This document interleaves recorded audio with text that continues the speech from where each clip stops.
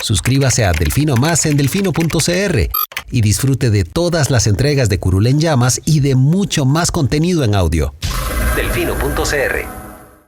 El chuchinguismo político. Chuchenga, diputado, chuchenga. Si va a ser por nosotros que este país se puede ir a la mierda. Y en lugar de ponerle Instituto Nacional de las Mujeres, ponerle Instituto Nacional de las Lesbianas. No tengo dinero ni nada que dar. Delfino.cr presenta Curul en Llamas, cubriendo y sufriendo la Asamblea Legislativa, porque alguien tiene que hacerlo. Hola queridos seguidores de Delfino.cr, bienvenidos al primer episodio de Curul en Llamas de este 2020, el podcast semanal donde les comentamos los temas más relevantes del acontecer en la Asamblea Legislativa. Les saluda como siempre Luis Madrigal en compañía todavía de Diego Delfino. Muy buenas noches, tardes, días, dependiendo de la hora a la que nos estén escuchando. Nuestro estimado Sebas estará de vuelta con nosotros la próxima semana. Esperemos que tenga buen viaje de vuelta.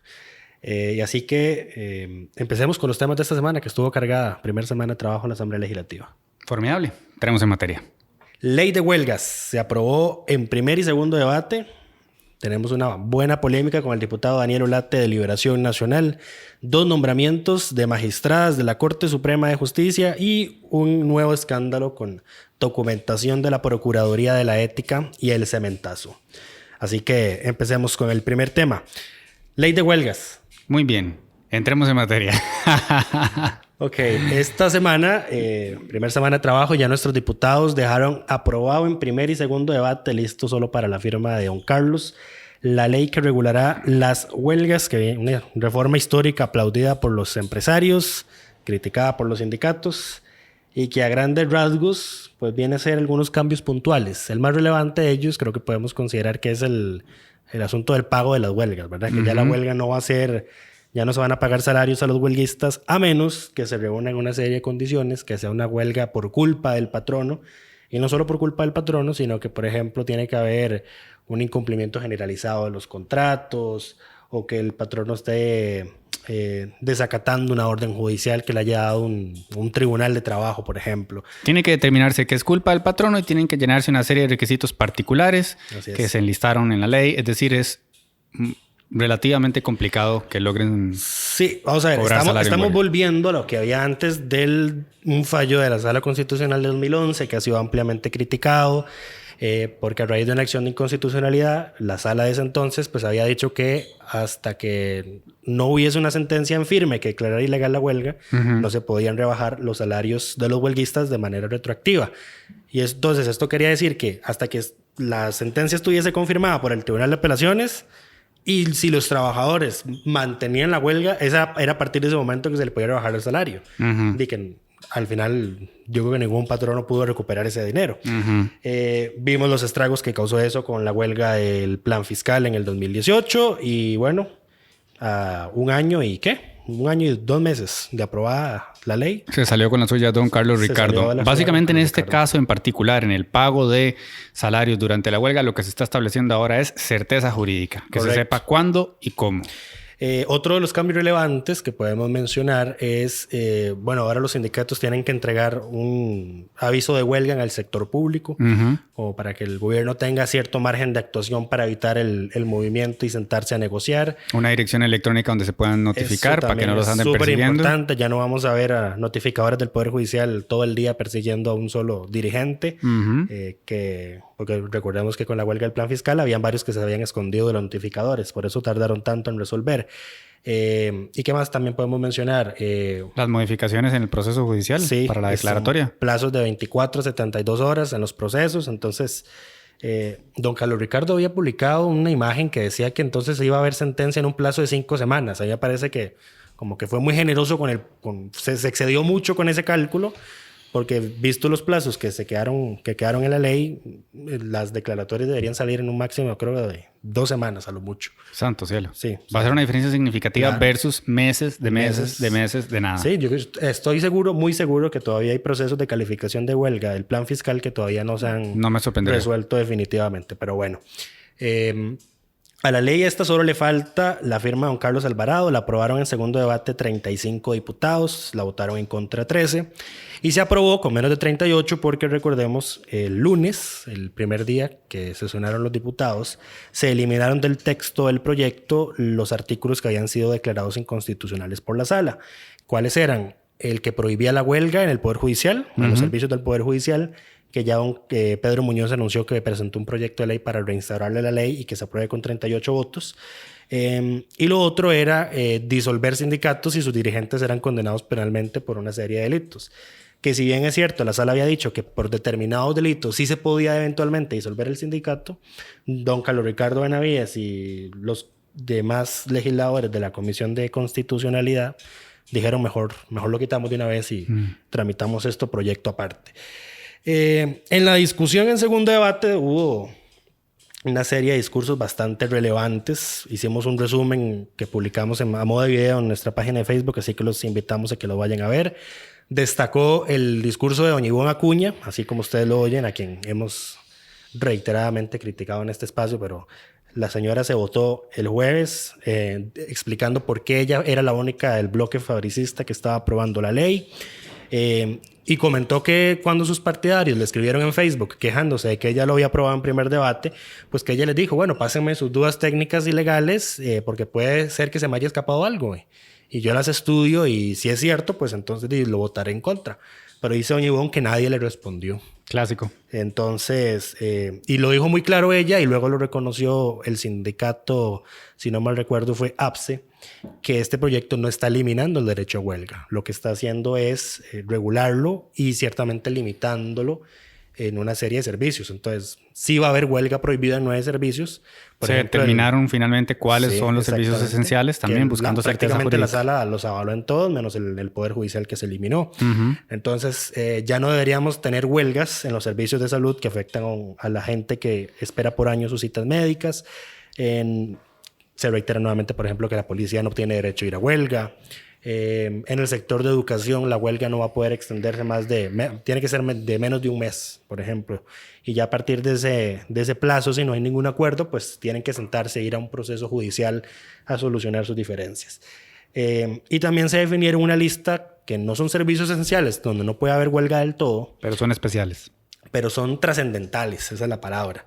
Entonces, por ejemplo, tenemos los servicios de recolección de basura, que, por ejemplo, tienen que operar con una prestación mínima para que no haya afectación en el resto de la ciudadanía. Bancarios. Los bancos también, sí. La gente no puede estar ahí son como sin dinero. 5, 6, 7 por ahí. Son 9 con huelga prohibida, 8 con huelga regulada, incluido educación. Ok. Y bueno, entonces creo que por el momento, tema ya solucionado. Esperemos que esta reforma haya sido lo suficientemente cuidadosa para que no repitamos los estragos que causó la reforma procesal laboral. ¿Cuándo fue que se aprobó? En el 2016. La administración de Luis Guillermo, que la había vetado doña Laura Chinchilla. Pero bueno, entonces... Si quieren conocer a profundidad cuáles son los alcances de la legislación, naturalmente revisen la nota que preparó Luis Manuel Madrigal para delfino.cr, donde ahí viene específicamente cuáles son los ajustes, cuáles son los cambios, cuáles son las modificaciones, todo lo que ustedes necesiten saber para prepararse para la siguiente huelga que no estará muy lejos. Sí, correcto. Suscríbase a Delfino Más en delfino.cr y disfrute de todas las entregas de Curul en Llamas y de mucho más contenido en audio. Delfino.cr. Pero bueno, segundo tema, don Daniel Ulate. Mucha gente no sabía que había un diputado que se llamaba Daniel Ulate Valenciano. Todavía vive. Que se llama, sí, cierto, y no renunciado. Que se llama Daniel Ulate Valenciano, que fue electo por Liberación Nacional en la provincia de Alajuela. Es uno de los diputados más jóvenes. Es diputado del grupo de don Roberto Thompson, que claramente lo integra don Roberto, lo integra doña Ana Karine, que recordemos que la fracción de Liberación se puede ver muy cohesionada en ciertos momentos, pero... Hay dos frentes, claramente hay frentes ahí dos o muy tres. evidentes. Sí, sí. Creo que el tercero es doña Frangi, pero doña Frangi está sola por su cuenta. Ya volvió, por cierto, doña Frangi a la asamblea, ya terminó su licencia de maternidad. Y ya está haciendo noticia de nuevo. nunca lo deja de serlo. Lo que sucede y acontece con don Daniel Ulate es que se le tomaron unas fotos y videos participando de nada más y nada menos que un acto electoral del PUSC en Atenas. Lo que claramente ha sido considerado por los partidarios de Liberación como un acto de altísima traición. le ha llovido parejo por todos los lados, su fracción prácticamente que lo desterró, el presidente de Liberación le dijo que renunciara, y lo que ocurre con don Daniel es que entró en contradicciones en sus explicaciones de qué hacía ahí. Porque primero dijo que andaba, ¿qué? Comiéndose un vigorón. Comiéndose un vigorón. Luego que andaba esquineado. Y luego que estaba en una esquinita. Y al final, cuando apareció un video, el hombre estaba nada más y nada menos que a la par de don Erwin Macís, que estaba dando un discurso. Dando todo su aplauso al efusivo. Y aplaudiendo el aplauso, sí, al discurso de don Erwin, que estaba claramente apoyando al candidato del PUSC en Atenas. Entonces, digamos, don Daniel está en una situación sumamente complicada, porque precisamente por sus contradicciones, por no decirle mentiras a lo que estaba haciendo ahí, pues entonces ahora está medio ninguneado. Él ha salido a defenderse diciendo que todo esto es una trama montada por la Cervecería de Costa Rica y La Nación. Uh-huh. El problema es que cuesta mucho creerle después de que haya mentido tantas veces sobre lo que estaba haciendo ahí. Hay un precedente de mentiras por un lado, ¿verdad? No dio explicaciones ciertas y sensatas del suceso, que a todas luces pareciera un suceso menor, pero bueno, ya lo determinará el comité de ética. Nosotros ni siquiera le dimos pelota al inicio de la noticia porque... Fue cuando escaló que ya fue, ¿verdad? No, fue inevitable abordarlo. Sí. Y segundo, que bueno, son acusaciones serias, entonces si va a salir adelante con ese discurso, pues tiene que empezar a aportar algún tipo de evidencia más allá de conjeturas. Exacto. Y además, cuesta mucho creerle también por ese lado, porque el medio que inicialmente publicó la noticia no tiene nada que ver con Cervecería de Costa Rica ni con La Nación. O sea, La Nación simplemente le ha dado un seguimiento más profundo al tema y porque tiene los recursos y tiene el personal para hacerlo. Exacto. Y le llegó el video claramente donde Daniel estaba al frente del escenario. Con la camisa morada. Con la camisa morada. que fue Aarón Sequeira de La Nación le preguntó que por qué estaba vistiendo ropa alusiva al PUSC. Y el hombre respondió que era morada la camisa. Ella es morada. Ella es morada, sí, qué interesante. Eso fue lo que dijo. Qué interesante frase. Pero bueno, entonces, por el momento, don Daniel al menos no llegó a la sesión del jueves, porque ya la situación a lo interno de la fracción ha escalado demasiado. Uh-huh. Cuando acusó de que Liberación había cedido a las presiones de la Cervecería y de La Nación, uh-huh. Claramente doña Silvia Hernández, que es la jefa de fracción de los Verde y Blancos, le dijo que lo que estaba diciendo era un disparate, una falta de respeto. Dijo que Ronnie Monge era un lobista de cervecería. Que es cierto, pero nuevamente no hay nada que indique que tiene vela en este entierro. Él no es parte del comité de ética. Don Ronnie Monge es parte del Tribunal de Ética de Liberación, pero ya dijo que se va a apartar claramente de la causa. De la causa, sí. También le tiró a Toño Álvarez de Santi porque Toño dijo que había decepcionado a todos los liberacionistas. Y también le tiró a don Carlos Ricardo Benavides diciendo que era él quien había formulado las mociones al proyecto para... Estás hablando del proyecto etiquetado de licores. Recordemos que don Daniel es el que impulsa, ahí sí, el proyecto de ley que La Nación reiteradamente ha atacado, que pretende que se etiqueten los licores para combatir el contrabando. La Nación ha hecho sendos reportajes sobre el tema criticando el proyecto porque además se decía que la empresa que quería dar el servicio es una empresa ligada al expresidente José María Figueres. Ah, claro, el famoso duelo Figueres. Ahí está la explicación de por qué don Daniel mete a la cervecería y mete a Ronnie Monge. Y entonces dijo que Carlos Ricardo era quien había metido las mociones a su proyecto para debilitarlo.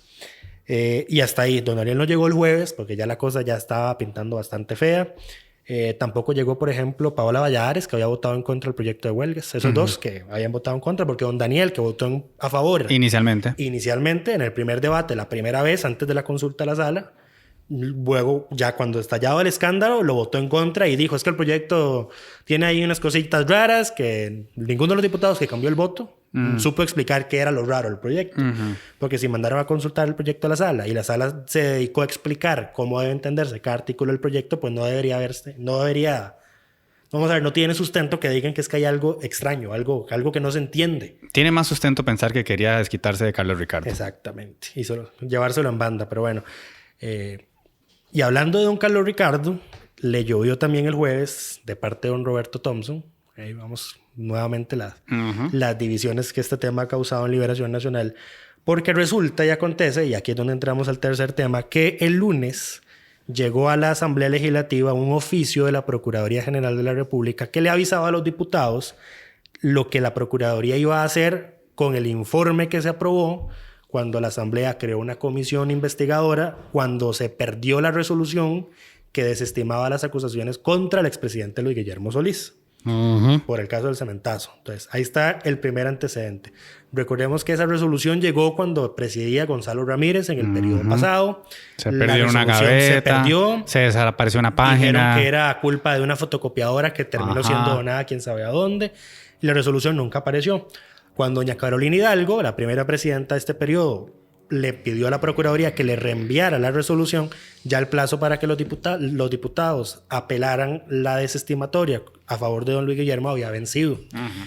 Y resulta y acontece que el que hizo ese escándalo inicialmente, que había ocurrido eso, fue Carlos Ricardo. Fue don Carlos Ricardo.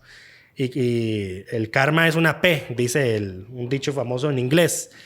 Y resulta y acontece que entonces don Roberto Thompson se levanta el jueves y se queja porque hay medios de prensa que ya tienen el oficio de la Procuraduría, que no tienen los diputados, que ya lo leyeron, ya lo publicaron en redes y que están llamando a diputados para que den declaraciones sobre el oficio que claramente ellos no han leído porque no se los han entregado. Correcto. Sucede que el lunes, cuando llega ese oficio, se lo dan a la diputada Laura Guido. Laura Guido es la secretaria del directorio, por ende es a ella a quien le entra la correspondencia. Dice doña Laura que ella le avisó ese mismo día a Carlos Ricardo que había llegado ese oficio y que diera instrucciones para que repartieran copias. Como ya habían tenido la experiencia previa de que siempre hay problemas con esos documentos, pues era natural que los diputados procuren entonces de moverse para que eso le llegue a los diputados lo más rápido posible. Curarse en salud, digamos. Exactamente, porque si no les vuelven a abrir una comisión. Y ni así. Entonces, doña Laura le avisa a Carlos Ricardo que a ella le llega el documento el lunes de primero. Luego se lo notifican a Carlos Ricardo. Doña Laura le pide a Carlos Ricardo el martes que avise que llega el documento. Don Carlos Ricardo no lo hace. Doña Laura el miércoles vuelve a pedirle a Carlos Ricardo en el plenario que les avise que llega el documento y ahí sí les avisa. Carlos Ricardo que llegó un oficio de la Procuraduría y no dice sobre qué. Entonces, y eso fue al final de la sesión, Carlos Ricardo dice, llegó un oficio de la Procuraduría ya de instrucciones para que se lo repartan a todos los diputados. Llega el jueves, mediodía, y el documento todavía no estaba. Y como ya lo tenía la prensa, y ya la prensa había dicho que la Procuraduría estaba anunciando que estaba reabriendo la investigación contra Luis Guillermo y abriendo una investigación contra el Consejo de Gobierno de Solís. O por lo menos eso se interpreta del documento. Se interpreta, sí. Pues entonces dice, hizo un escándalo, porque dice, nuevamente, mano peluda, están protegiendo a Luis Guillermo, ¿cómo le explicamos esto a la ciudadanía? Y bla, bla, bla. Fue tal el escándalo, oiga, que yo creo que el discurso más escandaloso fue el de don Otto Roberto Vargas, quien fue el que presidió la comisión que investigó lo que ocurrió con la primera resolución, que le querían echar todo el churuco a doña Carolina Hidalgo. Correcto. Y entonces don Otto pidió la palabra, oiga, pero tenía la cara roja, gritaba, se quedaba sin aire, ese hombre casi le da un ataque al corazón. Claramente estaba enojado de que decía, nuevamente está pasando lo que pasó la vez pasada y por lo que creamos la comisión. Se levantó Franji Nicolás, se peleó con Carlos Ricardo, se levantó Karine Niño, se peleó con Carlos Ricardo, se levantó José María Villalta, Jonathan Prendas, Iván Acuña. Bueno, todo mundo le cayó encima a Carlos Ricardo. Y el problema fue porque doña Laura Guido, desde la mesa principal, tomó el uso de la palabra para hacer algunas aclaraciones, porque el temor de los diputados era que ese documento fuera una resolución que nuevamente tuviera un plazo para apelarse. Que no es el caso. Que no era el caso. Y doña Laura lo dijo la primera vez, pero nadie la escuchó, nadie le quiso hacer caso. Más bien, eso que ella dijo se le volvió en contra porque entonces empezaron a decir, ya la diputada del PAC, del expresidente PAC, ya lo leyó y fijo ya la fracción PAC lo leyó y ya tienen preparada la defensa contra el expresidente. Todo el drama, ¿verdad? Que no era el caso. Porque y una vez más, todo el drama y todas las teorías de conspiración igual que la vez pasada. O sea, si buscamos la definición de ahogarse en un vaso de agua... Es esto. Es la sesión del 16 Voy a hacer el de enero. spoiler antes de que concluyas para decir que tal y como sucedió con el desastre de comunicación de Casa Presidencial esta semana con la famosa nota del ranking de inversión extranjera, todo esto se explica con el principio de Hanlon, también conocido como la navaja de Hanlon, que es un adagio que dice nunca atribuyas a la maldad lo que puede ser explicado por la estupidez y en el caso del Congreso y de su rama administrativa por la ineficiencia. Continúe, don Luis Manuel. Sí, no, y vamos a ver, don Carlos Ricardo reiteró que le había dado la orden a un administrativo de que difundiera el documento. Claramente no le hicieron caso. Exacto. Entonces, don Jonathan Prenda se levanta y dice, bueno, si usted dio la orden, porque no lo dijo, que usted dio la orden, y no le hicieron caso, lo mínimo que se puede esperar es que usted sancione a ese funcionario administrativo. Pero don Carlos Ricardo Benavides, después de toda la tirada de basura que le dieron, de manera muy elegante, y así lo elogió doña María Vita Monge, dijo que la responsabilidad completa era de él, porque él era el presidente de la Asamblea y su función no era solo dar órdenes, sino supervisar que se cumplieran. Correcto. Y él falló en ese lado. Bueno, no deja de ser verdad, pero a la vez él mismo está reconociendo, ok, aquí hay un error humano, no le di seguimiento a la instrucción que di, idealmente no tendría que, pero le corresponde, no hay de otra. Pero eso no da pie a todo con lo que se ha especulado. Nótese que estábamos discutiendo un proyecto de ley tan importante como el de huelgas y hasta se interrumpió para hacer toda la laraca. Y él quiso, o sea, él dijo, terminamos la discusión y luego vemos esto, lo del informe. Ya volví a dar la orden de que se los repartan. Y doña Karine no quería saber nada de eso. Vamos aquí a hablar hay diputados enojados que quieren que queden actas que estamos enojados. Ningún interés podía tener en todo caso don Carlos Ricardo en meterse en esta bronca. No tiene nada que ganar, así que evidentemente, nuevamente estamos hablando de... Sintió por un momento, sintió por 40 minutos lo que doña Carolina Hidalgo sintió a lo largo de los meses en los que se creó la comisión que quería inculparla a ella por la pérdida de la resolución inicial de la Procuraduría. Pero bueno, así es la vida. Lástima el desgaste de tiempo cuando hay explicaciones tan sencillas. Sí. Y ahora, ¿cómo podemos evitar que este papelón vuelva a pasar? Y lo decía doña Laura Guido. Vamos a ver, si el plenario de la Asamblea, si los 57 diputados están dándole una instrucción, haciéndole un pedido a la Procuraduría de la Ética, lo lógico debería ser que la Procuraduría de la Ética le notifique a los 57, no que le notifique a uno y que ese uno tenga que repartirle a los 56. Pero por supuesto. Vamos a ver, si cuando los diputados meten algo en la Sala Constitucional, por ejemplo, pues la Sala Constitucional le notifica a todos. Es lo natural. La Procuraduría no debería ser tan complicado para ella hacer lo mismo con la Asamblea. Tramitología imbécil. Eso. Mándale un correo al mismo tiempo a todos y se acabó. Y es que eso, o sea, entreguen la documentación física. Si ya vieron que se perdió la primera resolución y están viendo, y este oficio de la Procuraduría es de septiembre del año pasado. Además, y lo notificaron hasta esta semana. Imagínese ¿Por usted. qué? Nadie sabe. Solo la Procuraduría sabe. Pero nuevamente, o sea, seguimos en los tiempos en los que con el correo electrónico, que es un mecanismo ágil, fácil, donde no se pierde nada, inmediato, a menos de que lo pierda el funcionario que maneja el correo, que ya no hay antecedente de que eso haya pasado, y siguen enviando documentación en papel. No tiene sentido. Y además los diputados tienen un correo institucional, que es nombre.apellido del diputado, @asamblea.gov.cr, que si el documento es confidencial, pero es la cuenta personal del diputado. Exacto. No hay ningún problema que lo manden ahí. Pero bueno, en este país... Ya les resolvimos ese tema. A ver si no volvemos a tener una polémica de poca monta como esta. Lo de la reelección de magistrados y no nos han hecho caso. Hasta le redactamos el proyecto y nadie lo ha presentado todavía. Es una tristeza. Y ahora que hablamos de magistrados, cuarto y último tema de este programa. Otra tristeza. La elección de 2 magistradas en la Corte Suprema de Justicia. La primera, Sandra Eugenia Zúñiga Morales, electa en la Sala Tercera para sustituir a don Carlos Chinchilla, quien aplicó ¿la qué? En el medio del cementazo. La pensión express. La pensión express, sí. Jaló después de que jaló después de que la Corte Plena quisiera meterle una sanción más severa por la desestimación a favor de Otto Guevara y ¿quién era más? Víctor Morales Zapata. Y Víctor Morales Zapata, sí. Suscríbase a Delfino Más en delfino.cr y disfrute de todas las entregas de Curul en Llamas y de mucho más contenido en audio. Delfino.cr. Pero entonces, bueno, doña Sandra quedó electa con 39 votos en la primera ronda y ya quedó nombrada, ya quedó cubierta, ya la Sala Tercera está completamente designada y luego nada más quedaba por nombrar a quien iba a sustituir a doña Carmen María Escoto, que se había ido antes.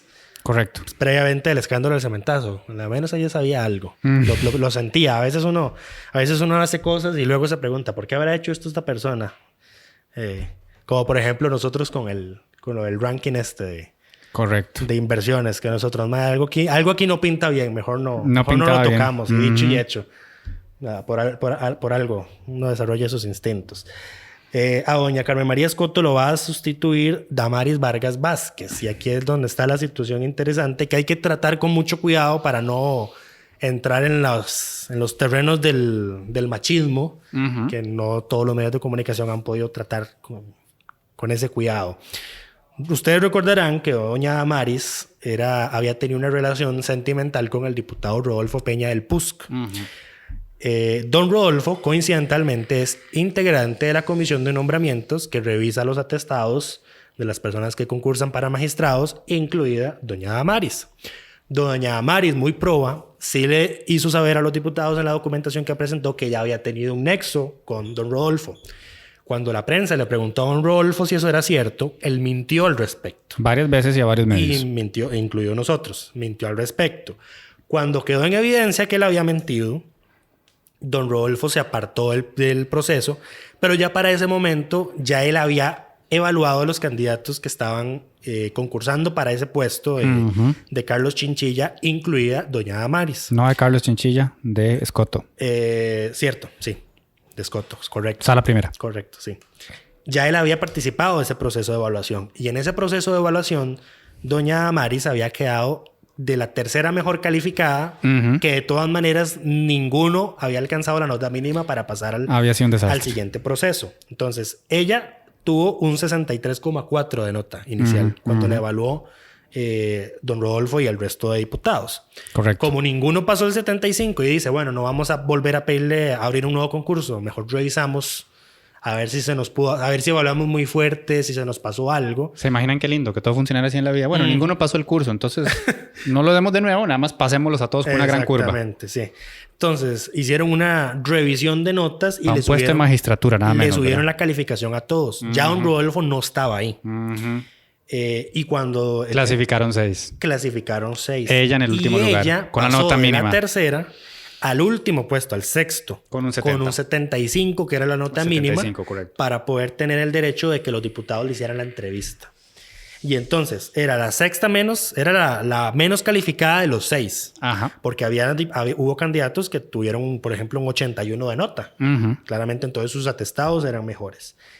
Doña Damaris quedó de última, pero cuando ya los diputados votaron por definir a quiénes eran los que iban a recomendar al plenario, ella fue la que obtuvo más votos. Porque ahí los últimos resultaron los primeros. Exactamente. Y al final quedó electa nada más y nada menos que en primera ronda. Con 40 votos. La mejor evaluada, que era Alexandra Alvarado Paniagua, que había votado por ella en comisión, Liberación, El Republicano, Restauración, el PUSC y el PAC, solo tuvo 5. Ok. Esto fue un resumen muy puntual de lo que aconteció en la fase final de este proceso de elección de magistratura. Sin embargo, todo el proceso, desde un inicio, está plagado de vicios, incoherencias, subjetividades, de todo lo que 1000 veces se ha señalado desde el Foro de la Justicia, desde entidades internacionales, por supuesto desde la prensa. O sea, es el caso perfecto para ilustrar por qué es tan importante que de una vez por todas se modifique la forma en que se eligen los magistrados. Porque a final de cuentas, ¿verdad? Muchas veces todo parece ser una teoría de conspiración, cuando desde un principio se dijo que todo estaba montado para que ella lo ganara y los diputados salieron a decir no, eso no es así. Y a final de cuentas nada más van y 40 votos a pesar Y al de final hasta inclusive don Rodolfo participó de la votación. Sí, dijo, no salió. Mi voto no hizo ninguna diferencia, total arrasamos. Sí, exactamente. Qué grande, por Dios. Bueno, si sabía que iban a arrasar, perfectamente pudo haber salido, pero ahí claramente ahí es donde queda evidenciado que su movimiento de bueno, voy a apartarme del concurso era una pose, claro.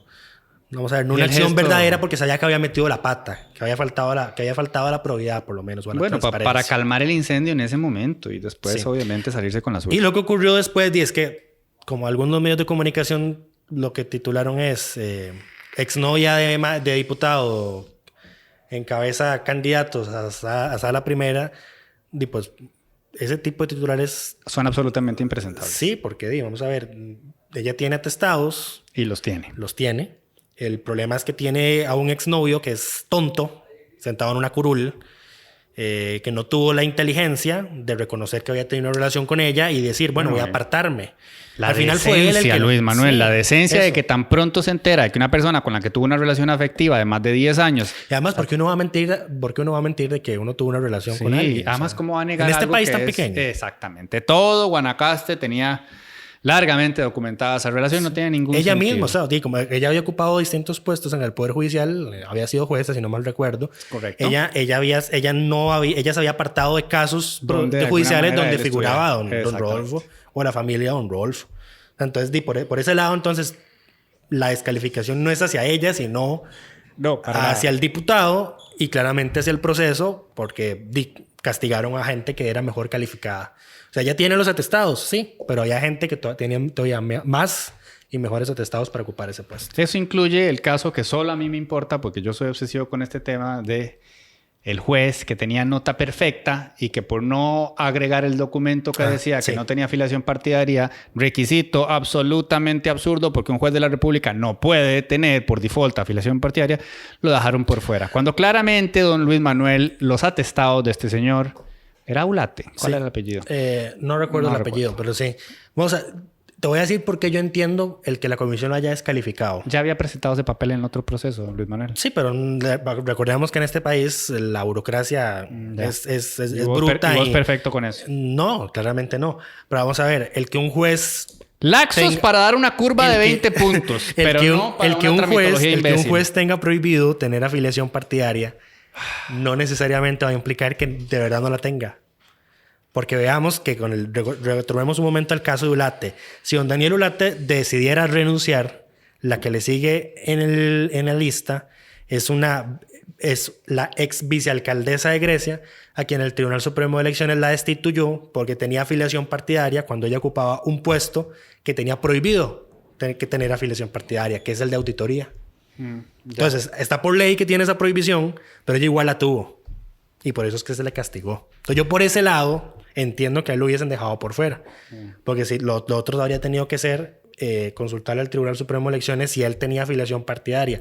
Y resulta y acontece que ese dato es confidencial. Nadie lo puede dar. No, más, ni siquiera ningún partido político puede tener una base de datos pública donde, por ejemplo, vos consultes por número de cédula, por nombre, si esa persona es afiliada a ese partido. Bueno, primero hagamos esa base de datos pública y segundo, ¿qué tal si le decimos al señor, mire, le faltó este papelucho, tiene 3 días para presentarlo? Sí. Y fuímonos y el país no se pierde una excelente candidatura. Pero cuando hay que colocar a alguien con eso se quitaban un candidato menos que revisar. Pero bueno. Y uno menos con el cual competir cuando se quiera acomodar a alguien. Sí. Gracias. Sí, así es. Pero bueno, esos fueron los temas más relevantes de esta semana en el Congreso. Programa cortito, pero conciso. Ya la próxima semana nos estará acompañando de vuelta Sebas. Ha sido un gusto estar en este espacio para dar pequeñas acotaciones cada 10 minutos. Que lo pase muy, muy bien. Diego habla mucho en Café para Tres y en estos programas es muy cohibido, pero así es él. Agradeciendo su sintonía, esperamos escucharnos bastantes veces este 2020. Nos escuchamos la próxima semana.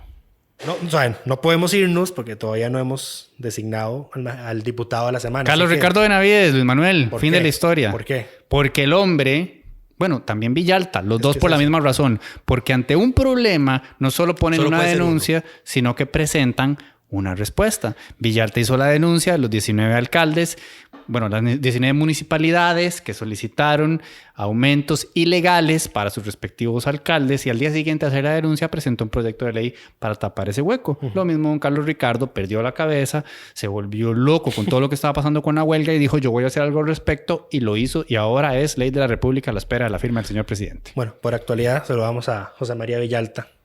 Porque fue una denuncia bastante importante la que hizo. Yo creo que ya a un Carlos Ricardo se lo habíamos dado en su momento por haber presentado. Muy bien, entonces José María Villalta, el primer diputado de la semana en Curul en Llamas, su programa de todos los que tenemos dedicados a la Asamblea Legislativa, este es su favorito en delfino.cr. Gracias por acompañarnos. Ahora sí nos escuchamos la próxima semana.